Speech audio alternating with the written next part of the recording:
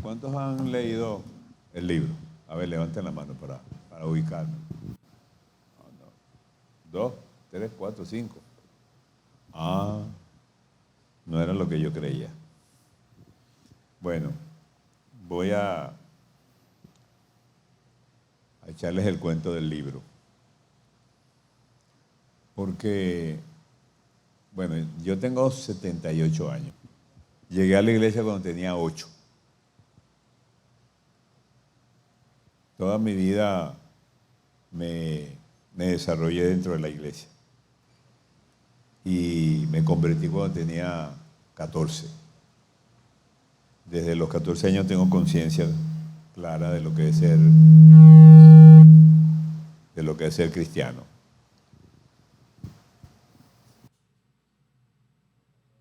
Y en la iglesia, viendo lo que es el individuo cristiano y la diferencia que hay en su vida cuando no hay devoción. La iglesia de Cristo está en crisis en el mundo. Esto no es quizás lo más elegante de decirlo. A la gente le gustaría que uno siempre hablara de cosas bonitas, que uno siempre hablara del éxito de la iglesia, pero la verdad es que la iglesia está en crisis. Yo hablo con gente muchas veces de muchos países, aconsejo a personas, no porque yo lo ando buscando, sino porque me buscan, y si me buscan, pues no le puedo decir que no. Y me doy cuenta que hay una crisis porque hay una inconsistencia entre lo que decimos que somos y lo que somos. Y una de las cosas que me marcó a mí en mi vida de adolescente fue precisamente observar a dos personas de la iglesia, que eran mis maestros en la escuela dominical, y yo quería ser como ellos. Yo perdí a mis padres a los 5 años, de manera que fui criado sin papá y sin mamá, sin cariño, sin regalos, sin juegos, sin diversiones, sin nada de esas cosas. Pero había un triángulo de seguridad donde yo me moví durante 8 años. Yo vivía aquí, cruzaba estaba el colegio y a la derecha 2 cuadras estaba la iglesia. Casa, colegio, iglesia. Casa, colegio, iglesia. Iglesia, casa, colegio. No me salí de ahí en 8 años. Y ese triángulo me protegió, me marcó. De manera que cuando yo tenía 15 años ya yo tenía conocimiento de la palabra de Dios y el Señor una mañana cualquiera, yo estaba en un culto y el Señor me llamó. A mí no me predicó nadie para que levantara la mano ni me llenaron tarjeticas, ni me pusieron la mano, ni hicieron la oración de fe, ni nada de eso. Fue un encuentro personal del Señor conmigo. De ese momento yo tuve conciencia de que era salvo. Y las dos personas que yo quería seguir, que quería ser como ellos, eran dos personas, dos caballeros, que por cierto en mi tercer libro hablo de ellos porque me pareció que debía honrarlos. Porque justamente había consistencia entre la vida y el discurso. Y una de las cosas que yo más observo hoy en día es eso en el discurso de la iglesia y de los líderes. Yo me pongo a escuchar a la gente y a los minutos de estarlo escuchando me doy cuenta de que no voy a perder tiempo escuchándolo o me voy a sentar a escucharlo. Porque hay una distancia entre la palabra y la verdad. Eso me ha traído problemas, porque cuando uno decide callar por miedo, uno no tiene problemas con la gente, pero tiene problemas con Dios. Es más fácil decidir la paz personal que enfrentarse con la verdad. Pero por alguna razón de mi carácter o del diseño de Dios para mi vida, yo nunca he tenido problema en enfrentarme con la verdad. Yo me he enfrentado con la verdad siempre, siempre. Y que el mundo se queme. O sea, para mí la verdad es lo más importante y el que le guste que no le guste y el que no le guste que no se lo coma y punto. Pero no voy a arrodillarme ante la mentira, ante la falsedad. Sencillamente no sirvo para eso. Una vez, hace 13 años, yo estaba en una iglesia muy grande, como de 2000, bueno, no muy grande, pero una iglesia de 2.500 personas. Y ellos tenían un boletín semanal. Y en el boletín ponían, era un boletín de 5 páginas, y ponían mucha información ahí. Y yo me di cuenta que alguna de la información que ponían a veces no provenía de una fuente cuidadosa, no la revisaban. Y ponían cosas a veces con cierto descuido, ¿no? Y yo le dije a la gerente administrativa, a la gerente ministerial de la iglesia, oye, hay que revisar eso que ustedes publican los domingos, porque hay bastantes errores allí, a veces hay cuestiones doctrinales. Parece que las personas que hacen eso como que no lo revisan. Y me di cuenta que eran unos chicos que trabajaban en estas cuestiones de sonido y de todo eso que ellos llamaban ACT, no sé qué significaba ACT para ellos, pero así lo llamaban. Todo lo que tenía que ver con la tecnología y las pantallas y los micrófonos y todas esas cosas. El internet, el wifi. Entonces ellos agarraban algo de internet, lo copiaban y lo pegaban allí, pero ellos no lo revisaban porque a lo mejor ni siquiera ellos sabían lo que estaban pegando. Entonces la gerente me dijo, bueno, pastor, pero hágalo usted. Yo le dije, mira, aquí hay mucha gente en la iglesia, aquí hay muchos profesores, gente que sabe escribir, y hay gente que tiene doctrina, que hagan eso. Y él me dijo, pero hágalo usted. Entonces, claro, estoy criticando el sistema y el sistema me tira la pelota. Entonces tuve que batearla. Y todos los miércoles mandaba una página y media en Word con un tema que se llamaba Una cita en el altar.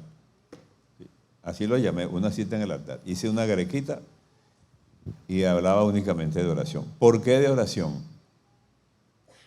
Porque después de estar predicando durante 30 años, tanto en Venezuela como en otros países de América Latina, me di cuenta que yo no oraba. Predicaba, pero no oraba.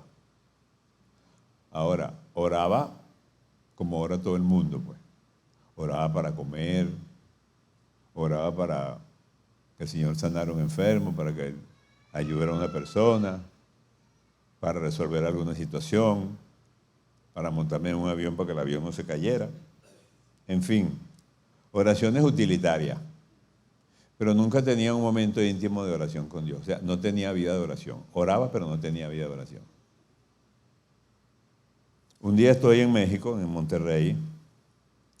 Fui invitado a una conferencia como de quizás 300 personas, porque era un grupo pequeño, muy técnico, era el liderazgo de educación cristiana del concilio donde yo pertenecía, personas de Estados Unidos y de América Latina. Y a mí me tocó llevar una de las conferencias, pero cuando me invitaron a ir yo dije que no. Y dije que no porque estaba molesto. Estaba molesto con mis líderes porque había mucho desorden administrativo en la dirección del concilio. Y yo venía de trabajar en bancos y venía de trabajar en empresas norteamericanas donde las cosas son muy, muy correctas y todo se rinde cuenta de todo. Y me daba cuenta que en la iglesia no se rendía cuenta de nada. Entonces eso me alteraba. Y les reclamaba. Y como ellos no estaban acostumbrados a eso, entonces yo era la piedra en el zapato. Entonces, en esa situación me invitaron a ir a Monterrey a dar una conferencia y yo dije que no. Dije que no porque estaba molesto. Entonces una señora gringa muy, muy querendona, ella muy cariñosa, me mandó la invitación. No había nada de internet cuando eso, una carta. Y bueno, como era una señora así amable, cariñosa y que no tenía nada que ver con lío, me dio un poquito de, por delicadeza con ella, dije que iba a ir y fui. Pero fui molesto. Y cuando me tocó predicar, prediqué molesto. Porque somos así, ¿verdad? Y cuando terminé de predicar, molesto, se paró una gringuita así, una señora como de 50 años, llena del Espíritu Santo, y empieza a predicar esa mujer. Y cuando esa mujer comienza a predicar, yo empiezo a llorar. Pero no sé, no entiendo por qué estoy llorando. Y no me puedo controlar, no puedo controlar el llanto. Y entonces yo mismo me estoy cuestionando porque si yo soy un predicador y un maestro de la palabra, ¿cómo no voy a poderme controlar el llanto? Claro que me puedo controlar, pero no podía. Entonces la gringuita se sale del púlpito y se me para así enfrente. Y me mira. Y yo no sabía quién era. Ella no sabía quién era yo. Yo no hablo inglés, ella no habla español. Ella era la primera vez que me veía y yo era la primera vez que la veía. No había ningún nexo entre nosotros. Ella me dice, tienes 30 años predicando. Y tienes 30 años hablando. Y ahora te vas a sentar y te vas a callar porque el Señor te va a hablar. Y me dijo todo lo que yo era así, papá. Pero una síntesis de mi vida que yo dije, wow. Entonces yo entendí que era Dios. Dios me estaba hablando. Cuando terminó el evento, decidí venirme de Monterrey a Ciudad de México un día antes para no venirme con mis compañeros, porque estaba molesto con ellos. Yo era uno de los directivos nacional del concilio y estaba molesto con ellos. No quería andar con ellos. Y a pesar de que el Señor me dio esa palabra, todavía estaba molesto. Porque así es el corazón humano. Y entonces tomé un avión y me vine a Ciudad de México un día antes para venirme un día antes. Y cuando llego a Ciudad de México, me dicen en el aeropuerto, señor Néstor, su vuelo se fue. No fue culpa suya, el avión se fue antes de la hora. Y bueno, lo vamos a dejar aquí en el hotel del aeropuerto y para que se vaya mañana. Con los que estaban molestos. Bueno, me quedé ahí molesto. Y el Señor me dice, yo soy el Señor. Y yo puedo parar el vuelo de los aviones. Así me dijo. Así que, a ver, ¿qué es lo tuyo? Pues, o sea, ¿quién crees tú que eres? Eso era lo que el Señor me decía. O sea, ¿tú te crees que eres una cosa del otro mundo? Yo soy el Señor. Y si crees que te vas a venir eludiéndolos a ellos, pues no lo vas a hacer. Vas a tener que andar con ellos. Y cuando me monté en el avión, me los pusieron en la misma fila.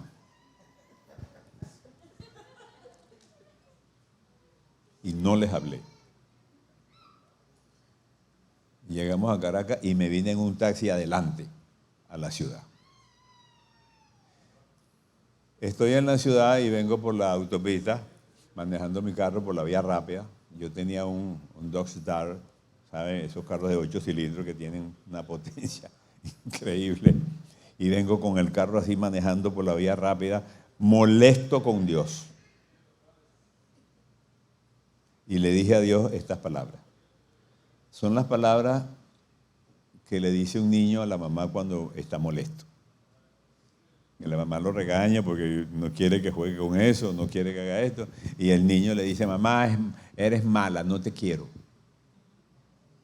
Mamá mala. ¿Y qué hacen las madres cuando los niños le hacen eso? ¿Ah? Benjamín West dice que cuando él estaba niño, chiquito, su mamá fue a la tienda y lo dejó con su hermanita, la hermanita mayor. Él era un bebecito como de 4 años. Cuando la mamá llegó, lo había dejado con una acuarela pintando cosas, y entonces cuando llegó a la acuarela estaba pintada la pared, el piso, los muebles, la cara de él, la cara de la hermana, era un escándalo, era un museo. Pero él tenía la manito hacia atrás y la mamá lo ve que está todo lleno de pintura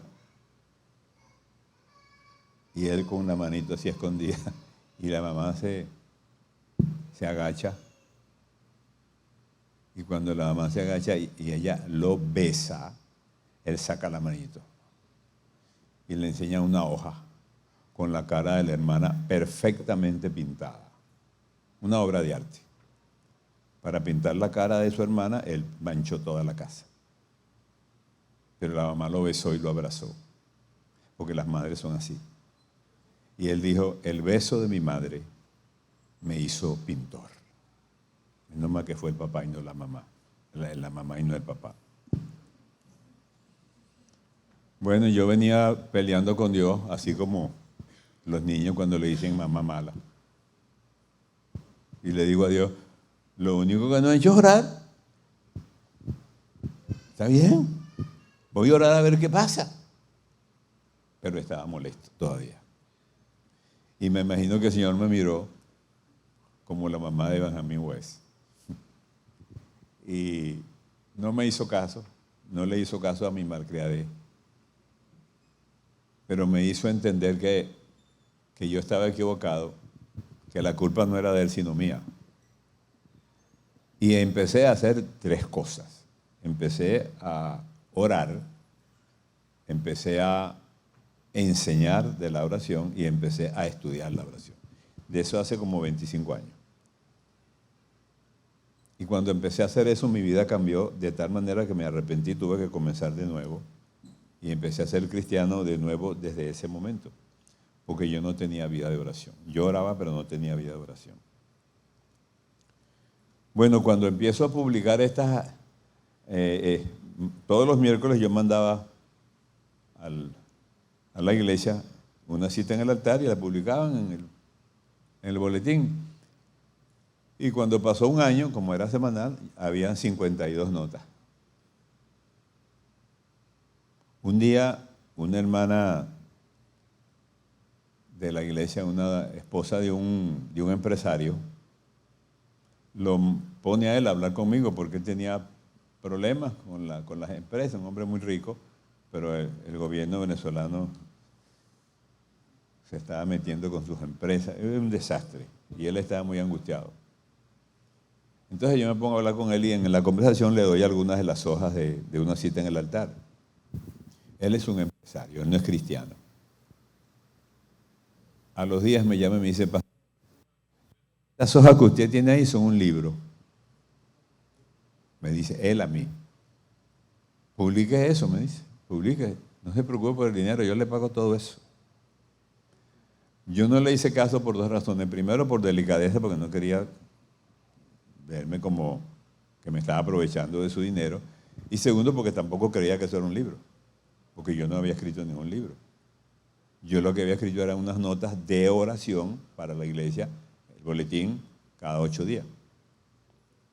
Me llamó la segunda vez y me dijo lo mismo y tampoco le hice caso. Me llamó la tercera vez y me dijo, si usted no lo publica, lo voy a publicar yo. Entonces le hice caso. Y empecé a acomodar las hojas, a ponerle un orden, eliminé algunas, escribí, corregí unas, en fin, y le di formato de libro. O sea que este libro yo lo escribí y me di cuenta que lo escribí después que lo había escrito.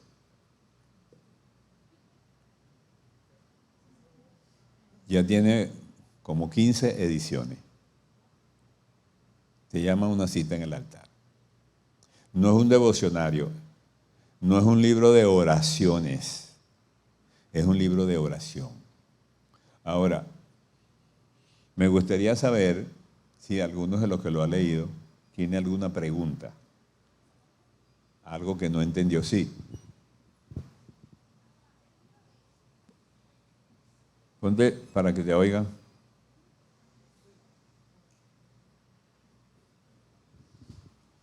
Buenas. El libro dice que uno tiene que si, como el Señor nos manda a la santidad, pero dice como que si uno no es santo, entonces uno como que no es cristiano. O sea, y yo pensando, o sea, es muy difícil ser santo. Entonces, como si uno no es de cierta forma, entonces uno no se puede considerar cristiano. Muy interesante tu pregunta. Cuando yo estudiaba en el seminario, puse en un trabajo que nos puso un profesor,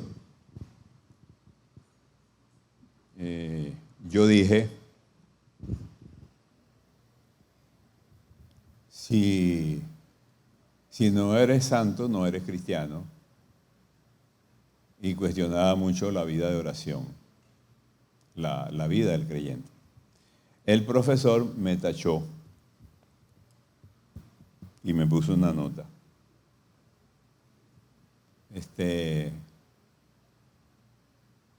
Es muy fuerte lo que estás diciendo, Néstor, porque hay personas que oran aunque no sea a Dios. Y yo dije, debe ser que no nos estamos entendiendo. Porque si yo hablo con una persona un idioma que no entiende, entonces no nos podemos comunicar. Y yo me di cuenta que el profesor y yo estábamos hablando en idiomas distintos. Entonces no le hice caso, lo dejé así. No le respondí para no discutir con él, pero evidentemente estábamos hablando en lenguaje distinto. Un par de semanas después me prestaron un libro de Bill Hybels,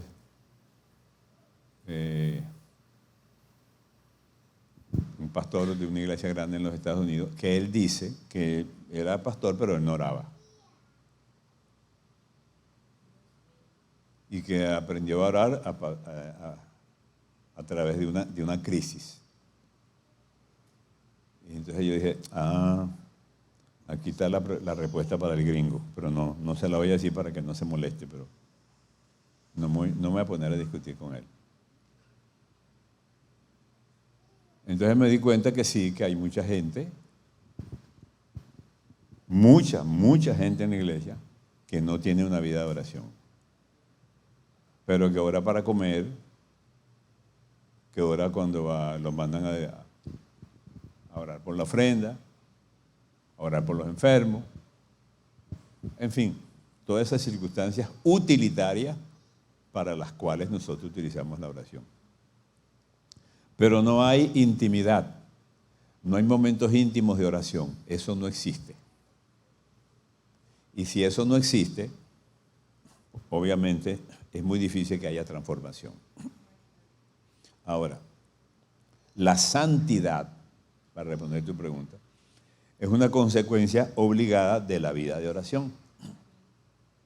Yo no puedo ser santo si no tengo una vida de oración. Es imposible. Imposible. ¿Qué es ser santo? Ser santo no es ser perfecto, porque nadie puede ser perfecto, porque todos nosotros somos hijos de Adán. Todos nosotros tenemos una naturaleza pecaminosa con la cual nacemos, porque esa fue la herencia de Adán. Por eso es que es más fácil mentir que decir la verdad. Y por eso para nosotros es tan fácil pecar, porque forma parte de nuestra naturaleza humana caída. La santidad es reducir esa naturaleza a la mínima expresión. No eliminarla porque no se puede, pero llevarla a la mínima expresión. Ser santo es estar separado del pecado. Ahora, en la experiencia que tengo trabajando con la gente, a todos los niveles, me encuentro con lo siguiente. Personas que están en la iglesia, desde nuevos creyentes hasta ministros ordenados con 4 estrellas aquí. Súper reverendos, sí. Pastores de iglesias grandes ministerios. De todo. En ese grupo de gente de las cuales les estoy hablando hay de todo. Y he hablado con ellos porque me han buscado. Y me han buscado en situaciones de pecados. Con mucho con mucha confianza, mucho quebrantamiento, y me han buscado para que les dé un consejo. Y la primera pregunta que hago es, ¿dónde está la oración? O sea, trato de ver dónde está la oración en esa vida para ver qué pasa, y la oración nunca está. Son pastores, son reverendos, son maestros, son predicadores, son músicos, son líderes, son de todo. Yo he recibido informaciones en confesiones que si yo las dijera, habría un poco de gente presa. Obviamente no lo voy a decir porque no tengo derecho de decir lo que la gente me dice. Me voy a morir con eso y no lo comento con nadie en el mundo porque no tengo derecho a eso. Pero si lo hiciera, pues habría más de uno preso.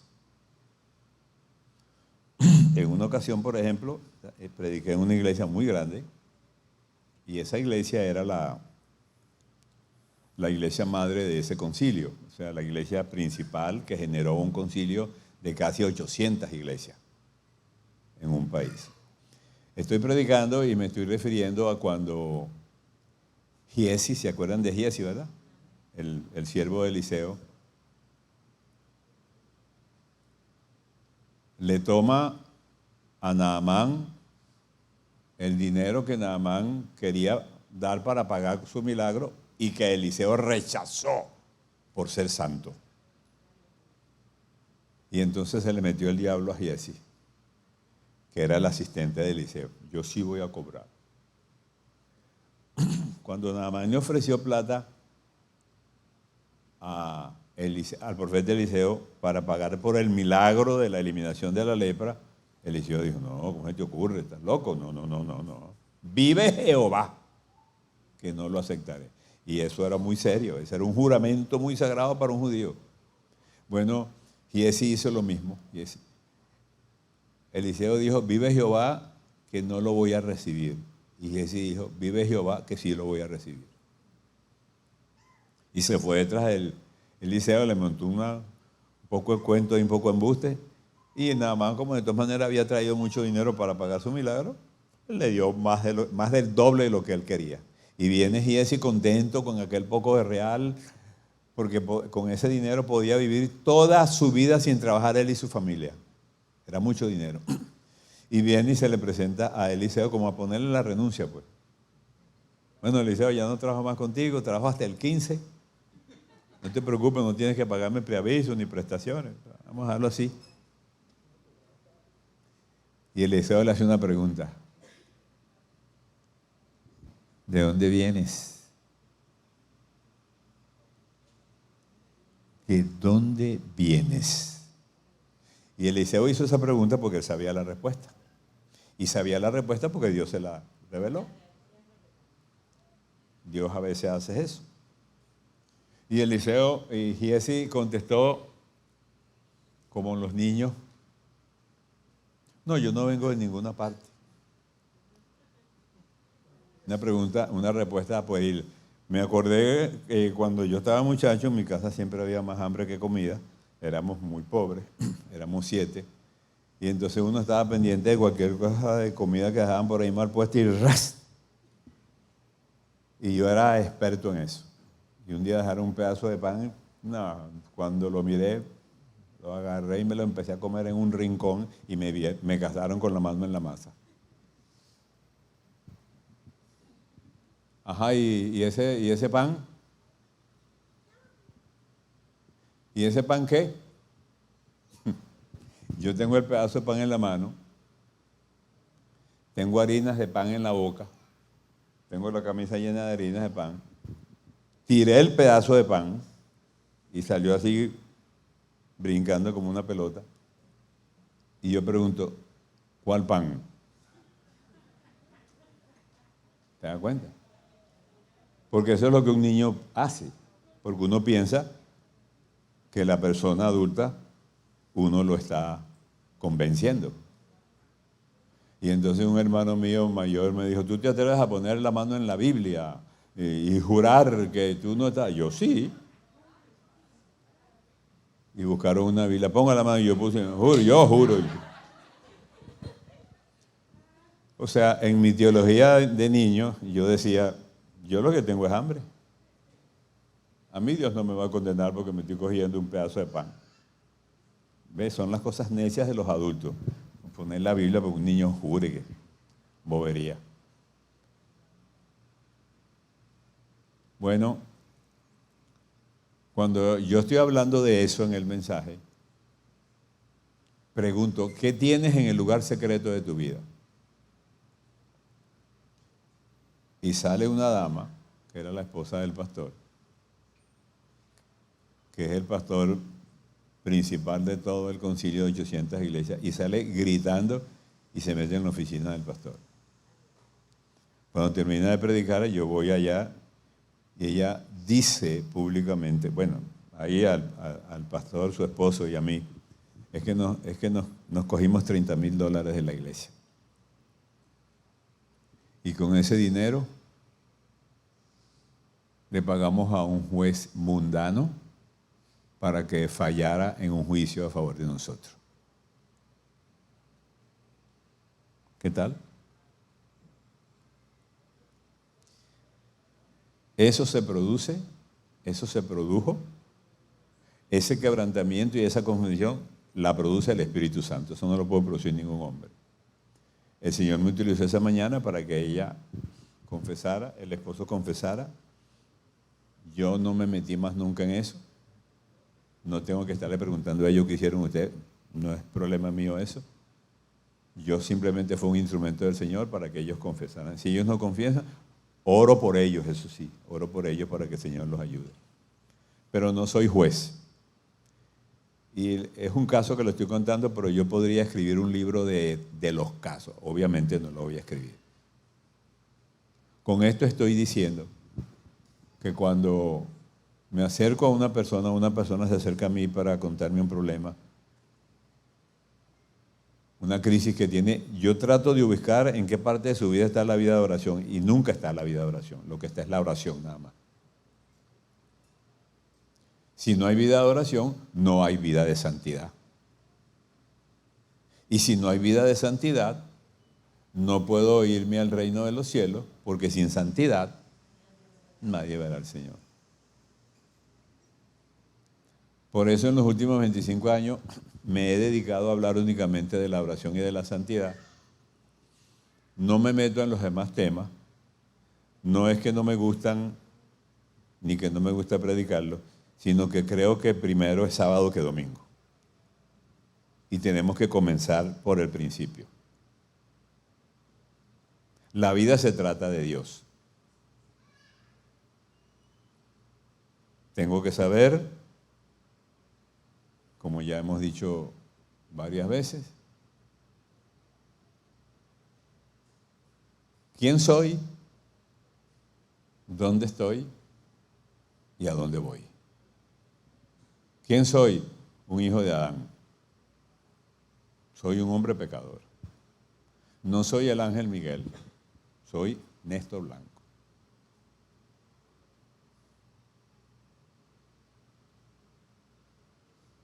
¿Dónde estoy? No estoy en el Edén,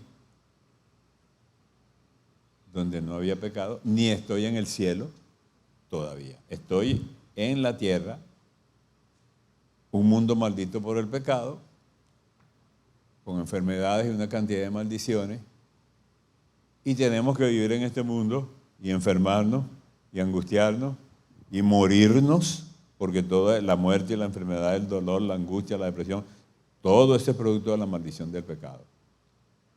Y si salgo indemne de todo esto, ¿a dónde voy? ¿Al reino de los cielos o al infierno? Esa es la realidad. La vida se trata de Dios. Cuando veo la vida de Jesucristo, me doy cuenta de que Él tiene una vida de oración. Y los discípulos un día se le acercan y le dicen, Señor, enséñanos a orar.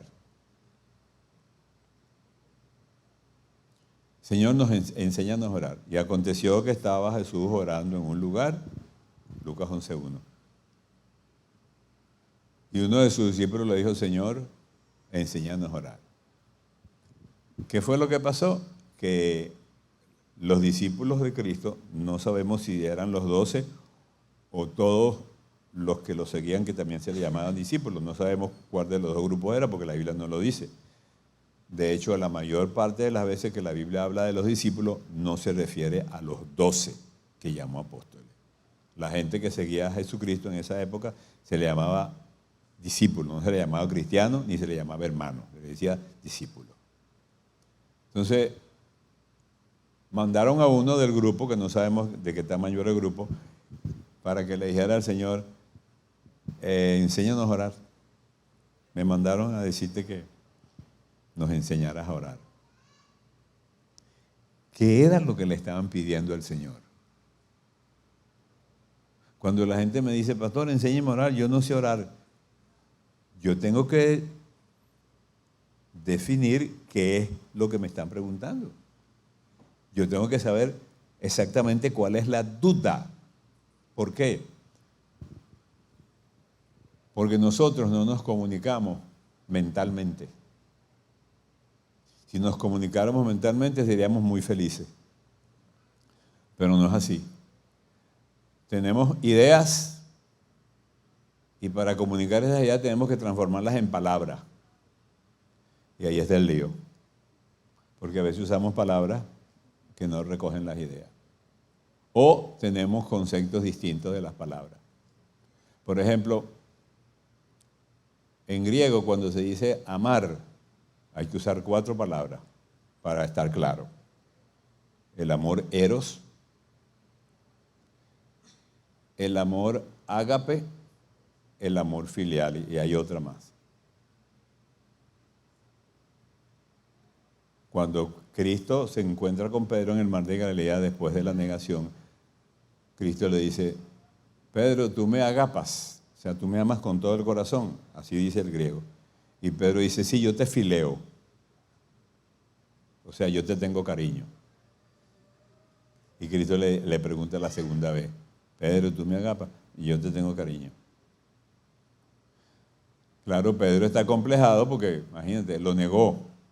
Y ahora le pregunta que si lo ama. ¿Cómo le voy a decir que lo amo si hace una semana lo negué? No me atrevo a decírselo. Y Cristo le pregunta la tercera vez. Pedro, ¿tú me agapas? Y Pedro dice, bueno, tú sabes todas las cosas.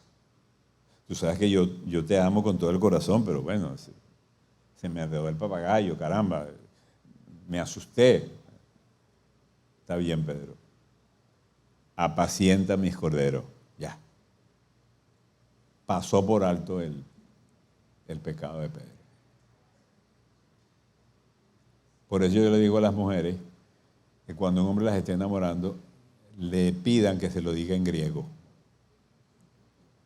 para que estén bien seguras. Porque cuando un hombre le dice a la mujer, yo te amo, la mujer nunca sabe lo que le está diciendo el tipo. ¿Qué significa yo te amo para un hombre? Bueno, puede ser yo quiero salir contigo, tomarnos algo por ahí, me caes bien, o quiero acostarme contigo, no estoy interesado en matrimonio, ¿es eso? O quiero que pasemos un rato chévere. Y usted decidirá si acepta eso. Bueno, los discípulos dicen al Señor, enséñanos a orar. Y es que no sabían orar. Bueno, depende de lo que uno llame orar. Si llamamos orar el hecho de que los discípulos levantaban las manos, ponían la cara hacia Jerusalén,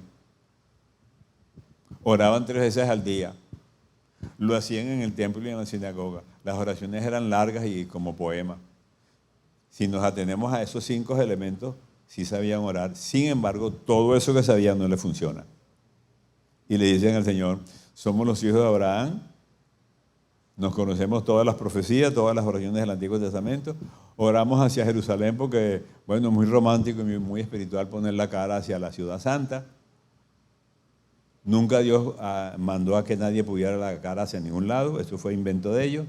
Está muy bonito, muy espiritual, pero no tiene nada que ver con la oración.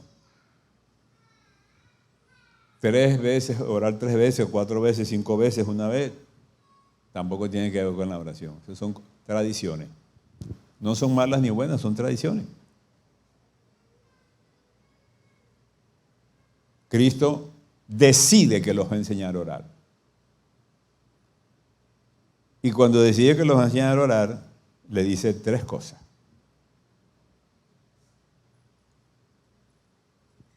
Y esas 3 cosas están en el Sermón del Monte. Sermón del Monte. ¿Dónde está el Sermón del Monte? ¿Qué capítulo? ¿Quién dijo? Oye, para el cielo directo.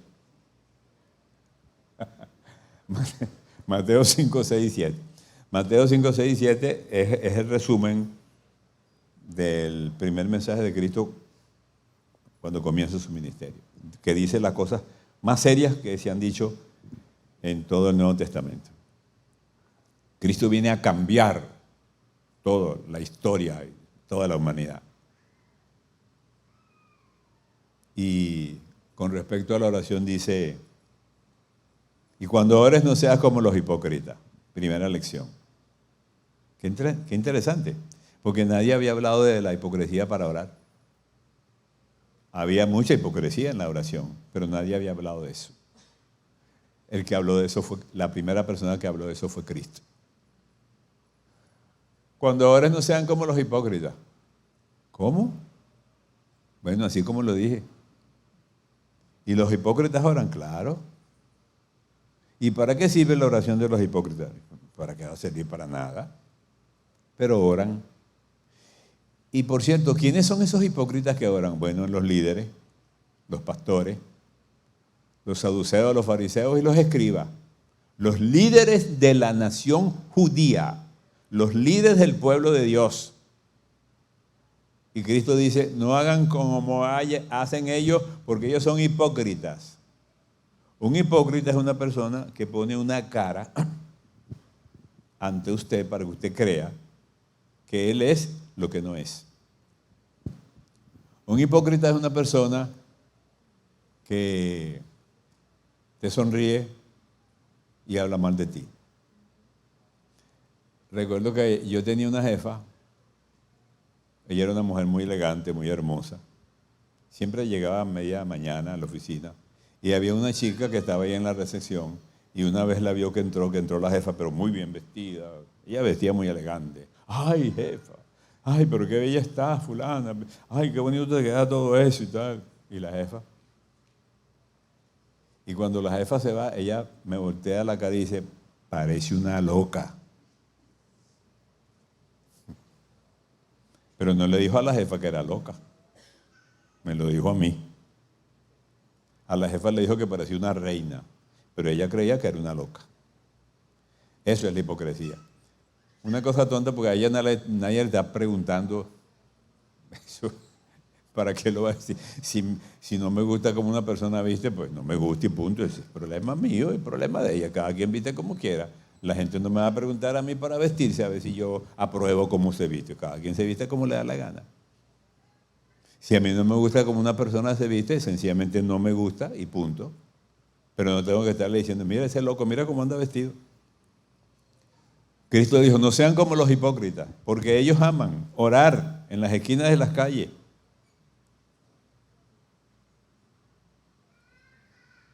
Y se meten en las casas de las viudas y le comen la comida de las viudas y hacen oraciones largas para ser escuchados.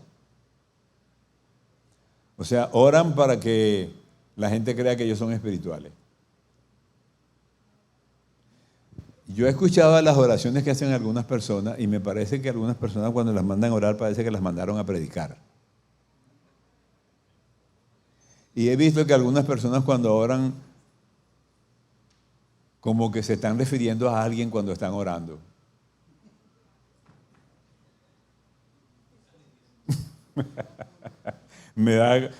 Usted debe estar hablando de alguien. A alguien le está tirando un leñazo orando. No, hermanos, la oración no es para eso. ¿No? Pero cuando usted está orando en público, la oración que usted está haciendo es una oración que está controlada. ¿Controlada por quién? Bueno, por el sistema. Si a mí el pastor me dice que la iglesia está llena, hermano Néstor, ore que vamos a recoger los frentes, yo me paro aquí y hago una oración. Entonces trato de poner una voz de locutor y un lenguaje más o menos elegante. ¿Por qué? Porque quiero agradar ¿a quién? ¿A quién? Al auditorio. Ahora, cuando yo estoy solo orando delante del Señor, le voy a decir cosas al Señor que no las digo cuando estoy orando por la ofrenda. Porque ahí me atrevo a decirle al Señor lo que sea. Y si ustedes quieren ver oraciones tremendas, léanse los salmos. Los salmistas dicen unas cosas que uno se queda. Yo antes de orar, en mi vida devocional, antes de orar siempre leo un salmo, porque me inspiran. Los salmistas no tenían escrúpulo. Ellos decían lo que había en el corazón. Si había rabia, decía, tengo rabia. ¿Por qué? Bueno, porque la rabia es una emoción. Tener rabia no es pecado. Tener rabia es una emoción. Puede ser pecado lo que usted haga con la rabia. Pero si usted tiene un día rabia, diga, Señor, tengo rabia, amanecí rabiosa, rabioso. Quiero darle una trompa al primero que pase. Somos así. Y yo tengo que decirle al Señor, Señor, yo soy embustero. Señor, me da mucha pena decirte esto, pero yo no he podido resolver el problema en la pornografía. Me la paso viendo pornografía. Hay una página de las asambleas de Estados Unidos, en una revista, yo la tengo ahí en el teléfono, que esté interesado se la mando, una página de una revista gringa del año 2001, donde el concilio más grande del mundo, Asambleas de Dios de los Estados Unidos, se atrevió a publicar el problema de la pornografía de los reverendos pastores. Cuando un concilio como Asamblea de Dios, que tiene tanta gente, tanta organización, tanta estructura, se atreve a decirle al público lo que le está pasando con la pornografía de los pastores, ustedes pueden imaginarse a qué nivel está la situación. Es decir, hay una contaminación en la iglesia, hay una contaminación en el liderazgo, porque no hay una vida de oración. Cristo dijo, cuando oren no sean como los hipócritas. Es decir, hay una oración institucional en el mundo judío que es pura bulla, puro bla, bla, bla, bla. Número 2, mas tú cuando ores, entra en tu aposento, cierra la puerta y ora a tu Padre en secreto. Y tu Padre que oye en secreto te recompensará. Es lo más serio que Cristo dijo porque está diciendo, hay una diferencia entre la oración pública y la oración privada. Hay una diferencia entre la oración que yo hago cuando me mandan a orar por los enfermos, cuando una persona me pide que ore porque tiene un problema, cuando estoy orando porque ando buscando trabajo. Hay una diferencia entre esa oración y la oración íntima, que es la oración que yo hago en secreto, solo, delante de Dios. Y que vengo a confesarme, que vengo a encontrarme con Dios. Y ese encuentro con Dios es un encuentro que produce transformación, aunque yo no quiera. Eso se llama vida de oración. Eso es difícil hacerlo. ¿Por qué? Porque Satanás pone trabas para que nosotros no tengamos vida de oración. Usted decide que va a orar 5 minutos a solas, entonces le duele la cabeza. La mente no lo deja. Suena el teléfono, llega una visita, le dan ganas de ir para el baño. El niñito llora. Ahora, usted se pone a ver una película de 3 horas y el diablo no lo molesta. Pero póngase a orar para que usted vea. Usted se pone a orar 10 minutos, todos los demonios del infierno se sueltan para que usted deje la oración. ¿Saben por qué? Porque la oración es un acto de guerra espiritual. Digo, la oración íntima. Nosotros estamos en este mundo. Y el diablo, escuche bien lo que le voy a decir, el diablo en persona está interesado en que usted se vaya para el infierno. y hace todo lo posible todos los días para que usted se vaya para el infierno. Él no le importa si usted es teólogo, doctor en teología, 40 años en el Evangelio, pastor de una iglesia de 40,000 personas. A él no le importa eso.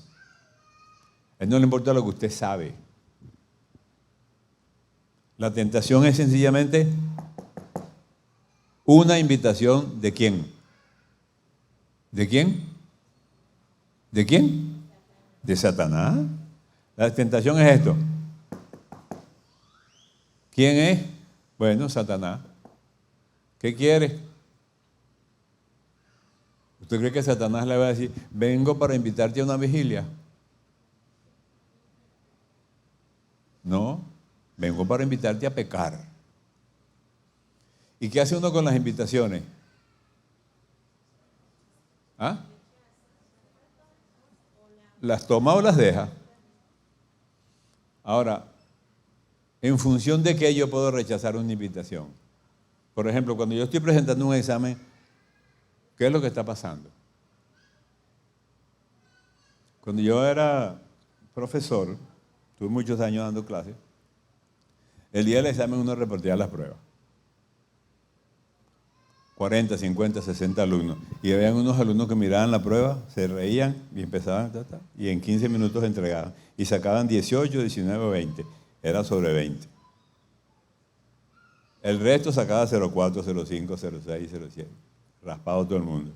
Cuando terminaba el examen habían dos opiniones en el aula. ¿El examen estaba fácil? El examen estaba difícil. ¿Quiénes decían que el examen estaba fácil? Los que aprobaron. ¿Y estaba fácil el examen? No, porque los exámenes no pueden ser fáciles, porque sería injusto.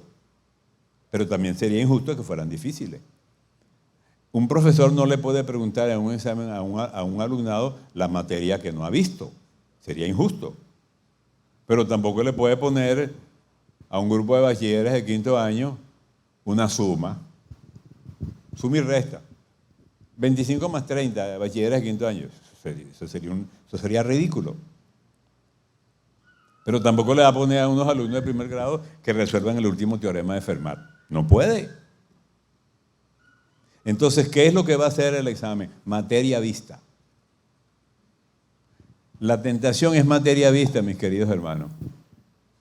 Cuando el diablo viene a invitarte a pecar, te está invitando a burlarte de Dios. Ahora, si tú no has estudiado, o sea, si tú no has orado, no tienes chance. ¿Por qué lo digo? Porque Cristo nos lo enseñó y no nos hemos dado cuenta. Velad y orad para que no entréis en tentación. Por eso le pregunto a la gente, en estos días me llegó un muchacho de 40 años, un muchachón, llorando, angustiado. Buen predicador, años en el Evangelio, bastante conocimiento de la palabra de Dios, llorando porque le fue infiel a la esposa.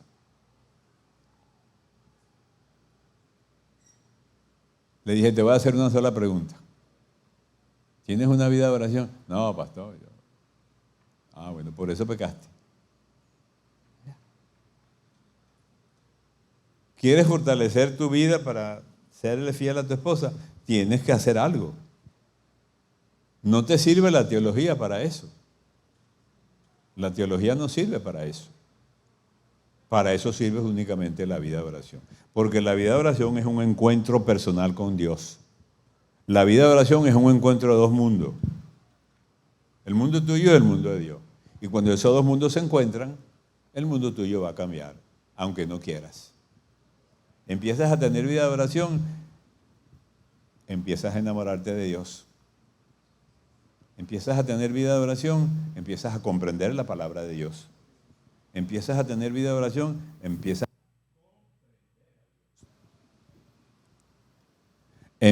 a comprender al diablo, cómo trabaja, y empiezas a comprenderte a ti mismo. Todo eso es un proceso que se va produciendo poco a poco en la medida que tú te vas teniendo una vida de oración. Y el tiempo de la oración íntima se va alargando solo en la medida que te vas metiendo en la presencia de Dios. Y disfrutas el tiempo de oración. Lo disfrutas. Y puedes orar 1 hora y no te das cuenta que fueron 1 hora y tú crees que fueron 5 minutos. Yo me he asombrado varias veces. Yo pongo un despertador cuando estoy orando, porque normalmente lo hago de madrugada y tengo que levantarme porque tengo varios compromisos y no quiero faltar a ninguno. Y me suena el timbre del teléfono y yo digo, pero bueno, si acabo de comenzar. Dios mío, pero si acabo de comenzar. No, tengo 1 hora. ¡Ah! 1 hora. Pero si yo acabo de comenzar, se da cuenta, es la sensación. Cuando te metes en la presencia de Dios, el tiempo se te va y no te das cuenta. Ah, ya estás comenzando a aprender a orar. No haga oraciones largas para decirle a la gente que usted ora largo. No. Ore lo que usted pueda, pero hágalo. Y número 3, Cristo dijo, y orando no uses vanas repeticiones como los gentiles que creen que por sus palabrerías se harán oír. Usted no tiene que tener un vocabulario espiritual para orar. Usted le dice a Dios lo que haya. Usted es embustero, dígale, Señor, yo soy embustero. No ponga eso con palabras rimbombantes. Señor, yo a veces cometo el error de alterar la verdad. Soy embustero, ya, se acabó. Sí, porque la gente cree que con ponerle palabras bonitas a la definición del pecado, no, el que es embustero, ya. Ahora, uno no confiesa eso para que Dios lo sepa, Dios lo sabe, pero si no lo confiesas, no lo perdona. Porque los únicos pecados que Dios perdona son los pecados que uno confiesa. Bueno, no voy a hablar más porque ya hablé mucho. ¿Alguna otra pregunta? ¿Alguna pregunta de alguien que leyó algo y no comprendió? Ajá.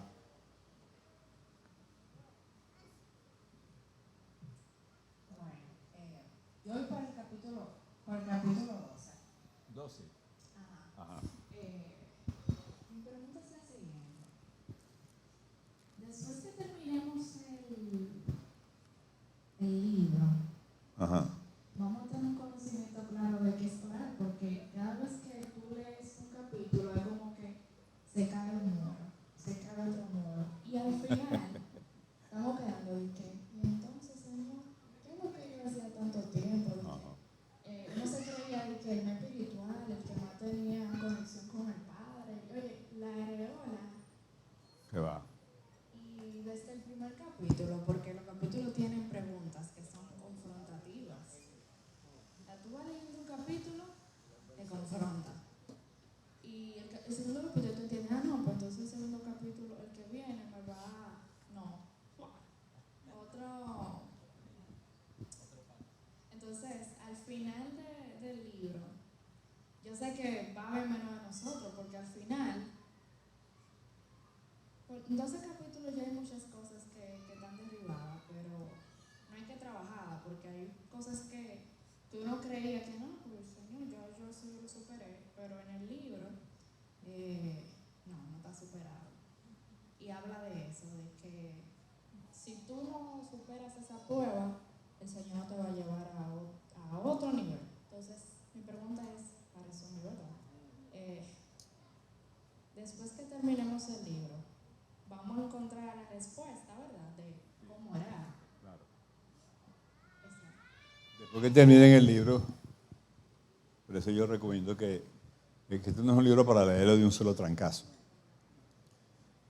Por eso yo comienzo diciendo, este no es un libro de oraciones. No es un devocionario. Es un libro de oración. Es un libro para aprender 2 cosas. A orar y a tener vida de oración. Porque los impíos oran también. Y el Señor escucha sus oraciones. Y eso no significa que ellos son salvos. ¿Verdad? Un hombre impío ora porque el niño se le está muriendo y ¿qué cree usted que le va a decir el Señor? No, tienes que ir a la iglesia primero y no te lo curo. No, tú eres muy sinvergüenza, yo no te lo voy a curar. No, el Señor lo sana. ¿Por qué? Porque el Señor es bueno. Pero el que el Señor sane a un niño que de un impío no significa que el impío es santo. Es decir, cualquiera puede orar. Ahora, tener vida de oración es un encuentro personal. Un encuentro personal con Dios. Y un encuentro personal con Dios cambia. Aunque tú no quieras cambiar, cambia. Porque ese es un principio teológico. Acercaos a Dios y Dios se acercará a ti. Y cuando te empiezas a acercar a Dios, tú empiezas a llenarte de Dios sin darte cuenta. Ahora, si no te acercas a Dios en la oración, escucha esto, si no te acercas a Dios en una vida de oración, te estás acercando al otro lado. ¿Sabías eso? ¿Sabías eso? O sea, no hay neutralidad en el mundo. Si tú no tienes una vida de oración, entonces estás permitiendo que el diablo vaya inundando tu vida poco a poco. Una vez yo estaba en una emisora y venían dos reverendotes. Y uno le dice al otro, y me mete a mí en el paquete, le voy a echar un chiste vulgar, el reverendo. Y yo dije, pero bueno, ¿y a este qué le pasó? Y echó su chiste vulgar. Y anda la porra. ¿Se da cuenta? ¿Cómo yo puedo meter en el corazón que se supone que ama a Cristo, que enseña la palabra de Dios, el echar un chiste vulgar? O sea, ¿cómo puedo meter en el corazón donde mora el Espíritu Santo una pecaminosidad sin que eso me altere, sin que muerto de la risa? Un día estaba en el lobby de la iglesia y vino un hermano con un poco de CD, y ya eso casi no es posible porque ya los CD como que pasaron, pero poco de CD quemado. Y le digo, ¿y tú qué haces con eso? No, lo compré allá saliendo del culto. En la esquina había un hermano que vendía CD quemado. Todos los CD de Jesús Adrián Romero, del otro, de fulano, él los quemaba y los vendía. Sí. Y como que no se daba cuenta que eso es pecado. Y me dijo, pastor, es que lo compré bien barato. Y le digo, claro, lo compraste barato porque son robados. Eso que estás comprando es robado. ¿Tú sabes cuál es la diferencia entre eso que tú compraste y un carro robado? Que el carro es más caro, más nada. Pero esos discos que tú compraste a ese hermano son robados porque la propiedad intelectual fue robada.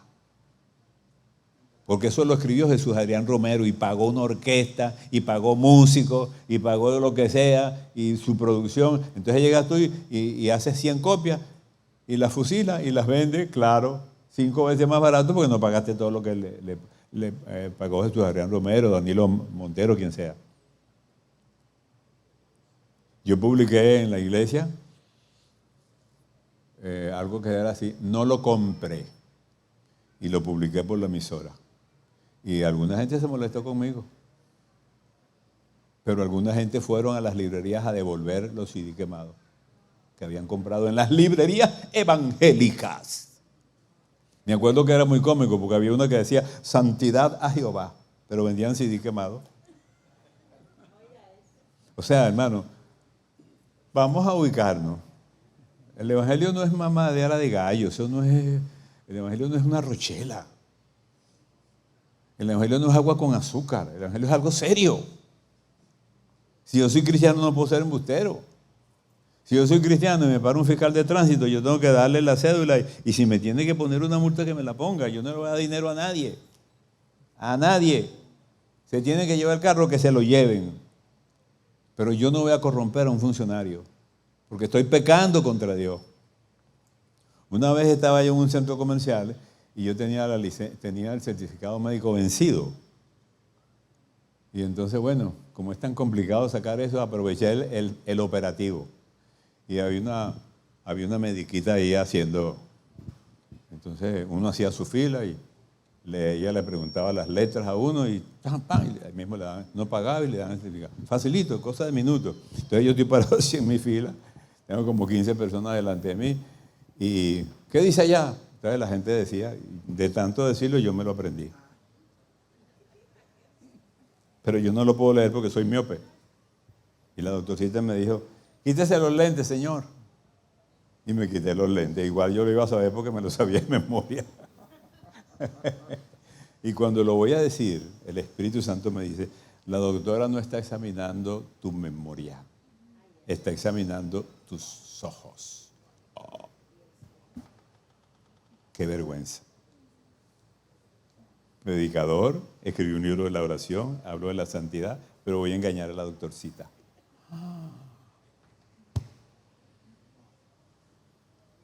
Doctora, yo no puedo leer eso. Lea la de más arriba. Está, ok, listo.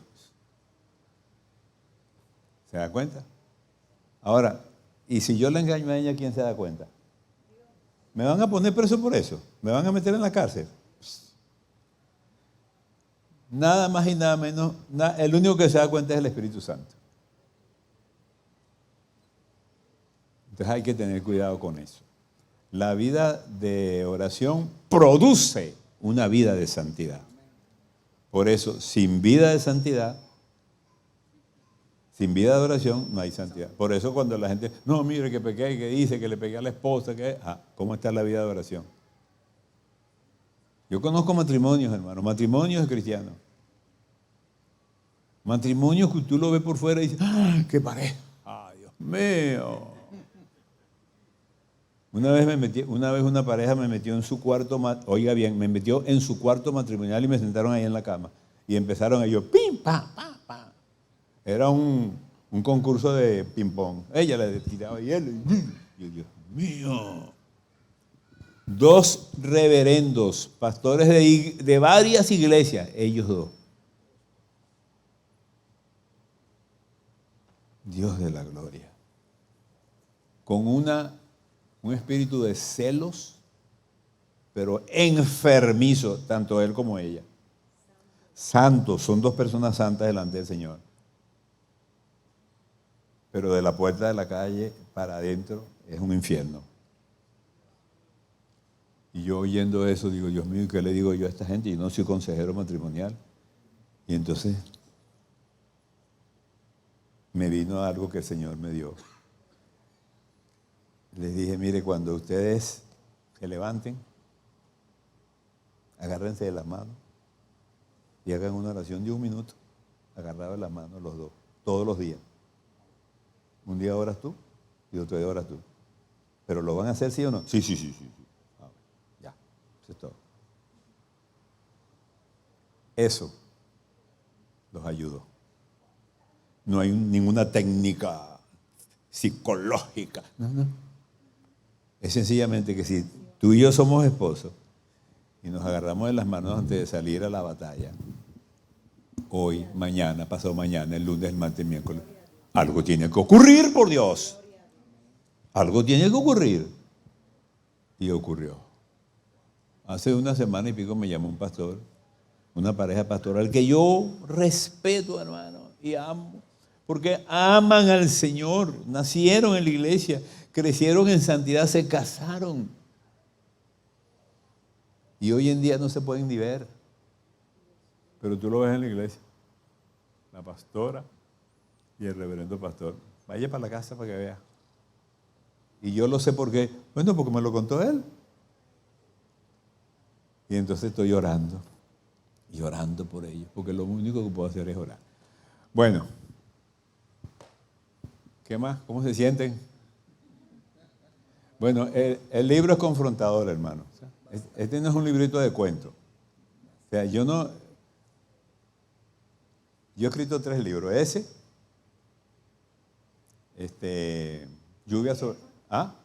Lluvia sobre la hierba, que son sermones, y Radiografía del alma, que son perfiles de personajes bíblicos. Eso lo escribí en 4 meses. Pero tirando por la calle del medio. A la gente no hay que hablarle claro a la gente. Hay que hablarle claro a la gente. Porque tenemos solo una vida para escuchar que nos hablen claro.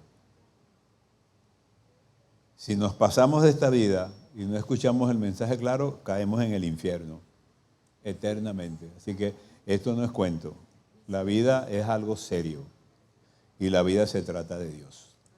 No estamos aquí no estamos aquí pasando por este mundo porque Satanás engañó a la mujer y al hombre y pecaron y recibimos la maldición, pero Cristo murió.